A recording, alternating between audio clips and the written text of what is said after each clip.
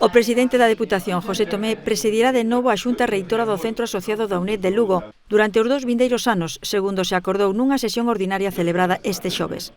No encontro tamén se deu o visto e prace aos orzamentos desta entidade educativa para 2026, que ascenden a máis d'1 millón de euros para o centro de Lugo e as aulas de Monforte, Viveiro e Foz.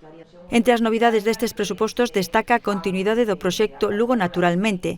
Ademais, prevese unha programación de máis de 100 actividades de extensión universitaria, consolidando así o papel da UNED de Lugo como axente activo da cultura e a formación permanente. A nivel académico, en 2026 a Universidade ofrecerá 25 titulacións de grao e cursos de acceso para maiores de 25, 40 e 45 anos, así como formación para persoas maiores, a UNED Senior. Polo que se refire ao curso que acaba de rematar, a matrícula bateu récords con 1.200 estudantes, un 9% máis que o anterior.